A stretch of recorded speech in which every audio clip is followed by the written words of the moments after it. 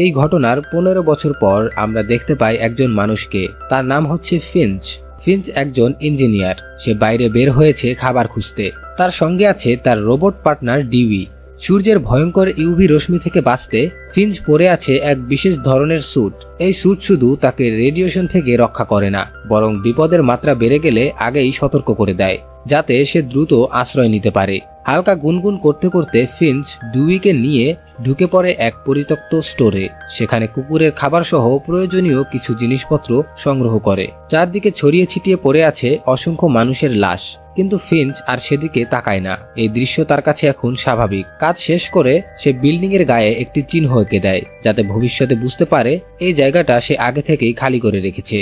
এরপর ফিঞ্চ তার ট্রাকে উঠে একটি মানচিত্র দেখে এক পরিত্যক্ত শহরের দিকে রওনা দেয়। পুরো শহরটা বালির নিচে চাপা পড়ে গেছে, চারদিকে ধ্বংসস্তূপ, কোথাও মানুষের কোনো চিহ্ন নেই। ফিঞ্চ গাড়ি দিয়ে পরিত্যক্ত গাড়ি ধাক্কা দিয়ে রাস্তা পরিষ্কার করতে করতে এগোচ্ছিল।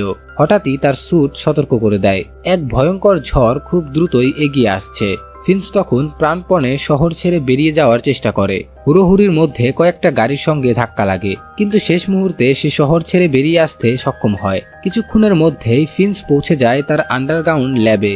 এই জায়গাটা আগে ছিল একটি স্পেস এজেন্সির কোম্পানির অংশ, যেখানে একসময় ফিঞ্চ কাজ করত। ঝড় তখনও ভয়ঙ্কর গতিতে ধেয়ে আসছে। ফিঞ্চ কোনো মতে ডিউইকে টেনে নিয়ে ভেতরে ঢুকে পড়ে আর দরজা বন্ধ করে দেয়। ঠিক সময়ে বেঁচে যায় সে। সবকিছু শান্ত হলে ফিঞ্চ নিজের স্যুট পরিষ্কার করে, ডিউইকেও ভালো মতো পরিষ্কার করে দেয়। এরপর নিজে গোসল করতে গিয়ে হঠাৎ সে ভীষণভাবে কাশতে শুরু করে। তখনই সত্যিটা সামনে আসে। মারাত্মক রেডিয়েশনের কারণে ফিঞ্চ আর বেশি দিন বাঁচবে না। গোসল শেষে ফিঞ্চ তার ছোট ঘরে ঢুকতেই তার কুকুর গুডিয়ার লাফিয়ে তার কাছে চলে আসে। ফিঞ্চ তাকে আদর করে, ভালোবাসায় ভরিয়ে দেয়। সে কুকুরটিকে খাবার দেয়, যা সে বাইরে থেকে এনেছিল।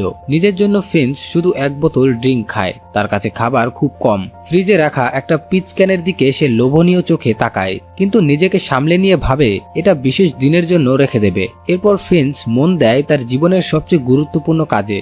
সে তৈরি করছে একটা হিউম্যানয়েড রোবট, কারণ সে জানে তার মৃত্যুর পর গুডিয়ারের দেখাশোনা করার মতো আর কেউ থাকবে না।